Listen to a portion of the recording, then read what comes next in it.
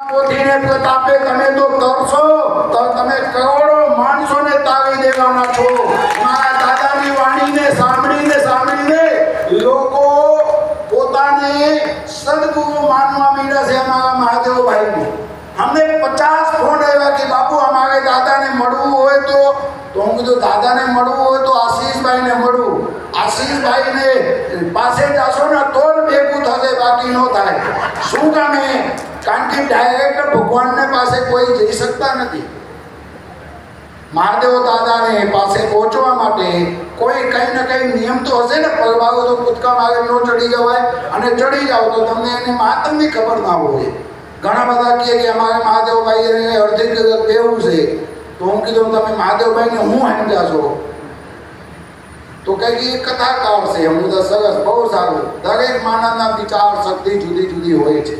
અમે તો એમ માનીએ છીએ કે અમારા મહાદેવ દાદા કોક ના કોક રૂપને અંદર જગતને ઉદ્ધાર કરવા માટે ભગવાને એમને મોકલ્યા છે। અમારા સોમનાથ ક્ષેત્રના એક એવા વક્તા જે ડોંગરેજી મહારાજને દરેક વ્યક્તિને અનુભૂતિ કરાવી દે એવા અમારા મહાદેવ દાદા છે। કાલે કેવી સરસ મજાની કથા થઈ। રાત્રે અમે નિંદરમાં હતા ને તોય કથા મગજની અંદર ગુંજતું હતું। સવારે જ્યારે અમે પ્રભાત ફેરી, દાદા અમે મેંદડામાં પ્રભાત ફેરી તો કાઢીએ છીએ, અહીંયા પણ રોજ રામ મંદિર સુધી તો જઈએ છીએ। જ્યારે અમે પ્રભાત ફેરીમાં જતા હતા ત્યારે પણ અમારા મગજની અંદર મહાદેવ દાદાની ગઈકાલની કથા ચાલતી હતી।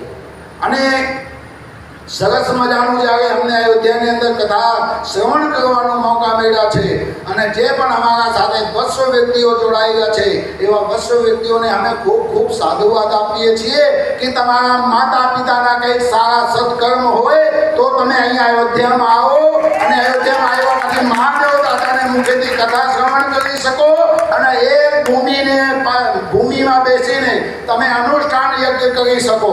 અને એ પણ કે બડા ભક્ત માર્ગમાં જેમની કથાઓ છે એ જ ભક્ત માર્ગની અંદર આપણને બધાને કથા શ્રવણ કરવાનો મોકા મળી રહ્યા છે।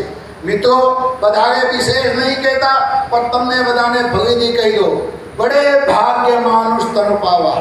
તમે જે વહેમમાં છો કે ભાઈ પાછું અમને કંઈક પ્રાપ્ત થઈ જશે, પણ નહીં, પાછું ક્યારેય પ્રાપ્ત નહીં થશે। તમને આવતી કથા, તમે આવનાર દિવસોની કથા તમે શ્રવણ કરશો, પણ જે આ કથા છે ને આ કથા પછી બીજી વખત નો તમને પ્રાપ્ત થાય।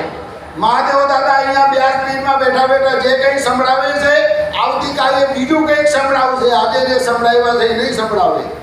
એટલે જે તમને પ્રાપ્ત થયું છે એના ગર્વ મહેસૂસ કરજો, એના ગૌરવ કરજો, કારણ કે વારંવાર મળતું નથી।